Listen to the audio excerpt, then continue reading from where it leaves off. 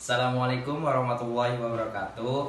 Nama saya Yuda Julian Nur Priyatama, asal kelas 11 IPA 7. Akan menjelaskan tentang kronologi peristiwa proklamasi kemerdekaan Indonesia.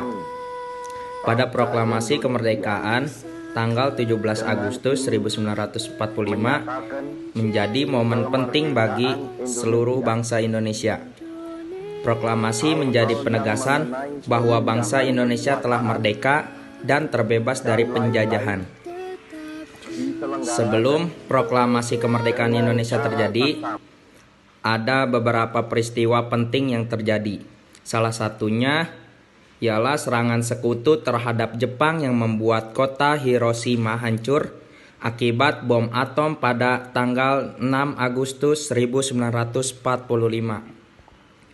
Setelah insiden tersebut, Jepang membentuk Panitia Persiapan Kemerdekaan Indonesia, singkatnya PPKI atau Dokuritsu Jumbi Chosakai.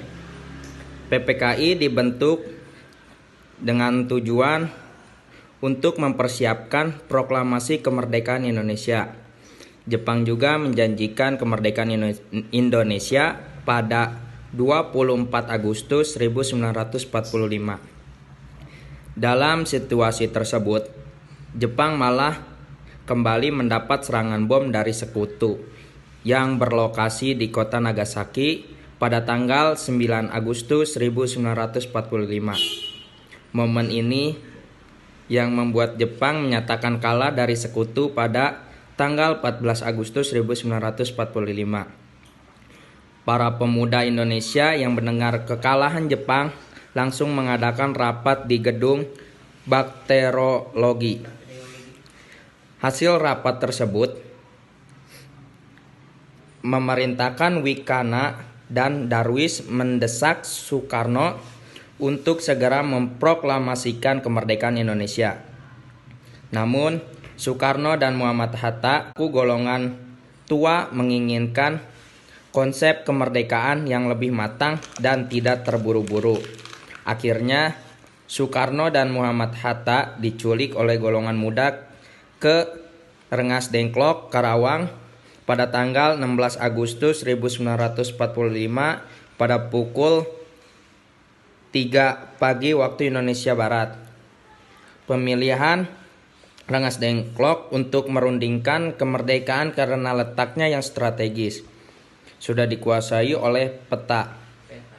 Dan masyarakat di sana juga anti dengan Jepang. Setelah golongan tua yang diwakili Soekarno, Muhammad Hatta, dan Mr. Hamad Subarjo dengan golongan muda membuat kesepakatan.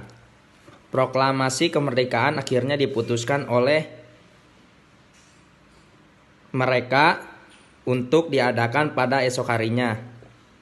Pada tanggal 17 Agustus 1945.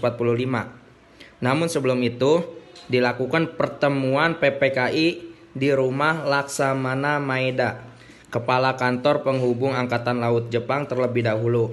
Pertemuan tersebut bertujuan untuk perumusan teks proklamasi yang dihadiri oleh golongan tua dan golongan muda. Setelah ditulis tangan oleh Soekarno, teks proklamasi tersebut diketik oleh Sayu Melik. Selanjutnya, para tokoh proklamator mendatangi rumah Soekarno yang terletak di Jalan Pegangsaan Timur nomor 56 untuk membacakan teks proklamasi pada tanggal 17 Agustus 1945. Prosesi proklamasi tersebut berjalan lancar. Pengibaran bendera merah putih juga dilakukan oleh Latif Hendraningrat, Suhut Sastro Kusumo, dan Surastri Karma Trimurti. Lalu acara dilanjutkan dengan sambutan oleh beberapa wali kota, di antara lainnya yaitu Suwiryo dan Muhammad dan Dr. Muwardi. Sekian dari saya. Wassalamualaikum warahmatullahi wabarakatuh.